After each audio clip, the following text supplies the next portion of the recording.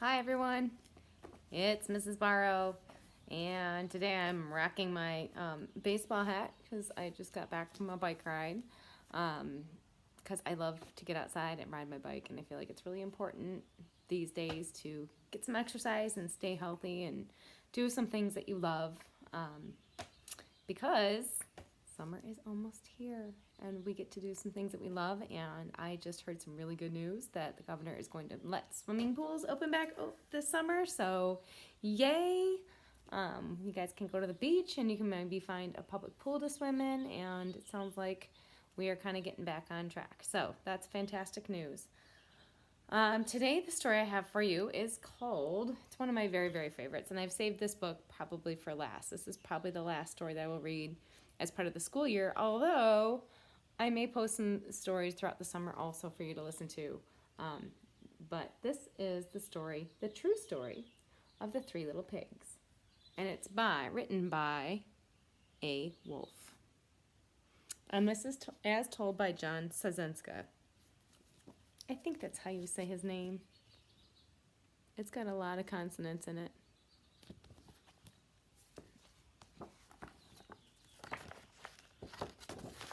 The True Story of the Three Little Pigs by A. Wolfe.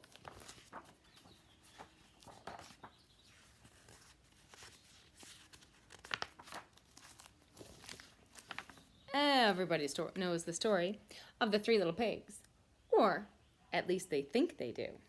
But I'll let you in on a little secret. Nobody knows the real story, because nobody has ever heard my side of the story. I want you to think about who might be telling this story. And I'm going to give you a little hint again of who is telling the story.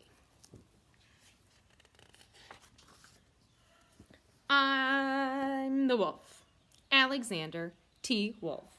You can call me Al. I don't know how this whole big bad wolf thing got started, but it's all wrong. Maybe it's because of our diet. Hey, it's not my fault wolves eat cute little animals like bunnies and sheep and pigs. That's just the way we are. If cheeseburgers were cute, folks would probably think you were big and bad too.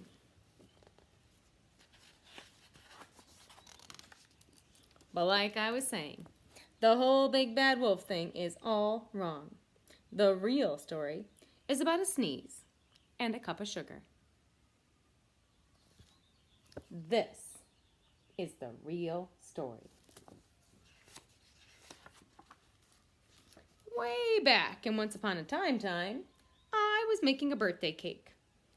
For my dear old granny, I had a terrible sneezing cold. I ran out of sugar. So, I walked down the street to ask my neighbor for a cup of sugar. Now, this neighbor is a pig, and he wasn't too bright either.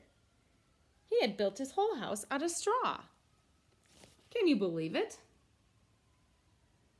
I mean, who in his right mind would build a house of straw? So, of course, the minute I knocked on the door, it fell right in. I didn't want to just walk into somebody else's house, so I called, little pig, are you in? No answer. I was just about to go home without the cup of sugar for my dear old granny's birthday cake. That's when my nose started to itch. I felt a sneeze coming on. Well, I huffed and I sniffed and I sneezed. A great sneeze. Achoo! And you know what? That whole darn straw house fell down, and right in the middle of the pile of straw was the first little pig, dead as a doornail. He had been home the whole time. It seemed like a shame to leave a perfectly good ham dinner laying there in the straw, so I ate it up. Think of it as a big cheeseburger just lying there. I was feeling better, but I still didn't have my cup of sugar, so I went to the next neighbor's house. This neighbor was the first little pig's brother. He was a little smarter, but not much. He had built his house of sticks. I rang the doorbell of the stick house. Nobody answered. I called, "Mr. Pig! Mr. Pig, are you in?" He yelled back, "Go away, Wolf, you can't come in. I'm shaving the hairs on my chinny chin chin." I had just grabbed the door knob when I felt another sneeze coming on. I huffed and I snuffed and I tried to cover my mouth, but I sneezed a great sneeze. Ha-choo! And you're not going to believe it, but this guy's house fell down just like his brother's. When the dust cleared, there was the second little pig. Dead as a doornail. Wolf's honor. I love how the sticks landed and looked like silverware. Now you know food will spoil if you just leave it out in the open. So I did the only thing there was to do. I had dinner again. Think of it as a second helping. I was getting awfully full, but my cold was feeling a little better, and I still didn't have that cup of sugar from my dear old granny's birthday cake. So I went to the next house. This guy was the first and second little pig's brother. He must have been the brains of the family because he had built his house out of bricks. I knocked on the door of the brick house. No answer. I called, "Mr. Pig, Mr. Pig, are you in?" And do you know what that rude little porker answered? "Get out of here, Wolf. Don't bother me again."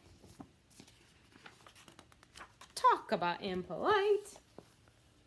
He probably had a whole sack full of sugar, and he wouldn't give me even one little cup for my dear old sweet granny's birthday cake. What a pig. I was just about to go home and maybe make a nice birthday card instead of cake when I felt my cold coming on. I huffed and I snuffed and I sneezed once again. Then the third little pig yelled, "And your old granny can go sit on a pin." Now, I'm usually a pretty calm fellow, but when somebody talks about my granny like that, I go a little crazy.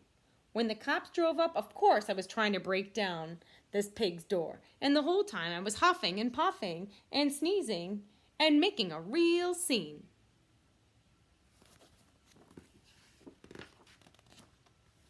The rest, they say, is history. The news reporters found out about the two pigs I had for dinner. They figured a sick guy going to borrow a cup of sugar didn't sound very exciting. So they jazzed up the story with all that huff and puff and blow your house down. And they made me the big bad wolf. That's it. The real story. I was framed. But maybe you could loan me a cup of sugar?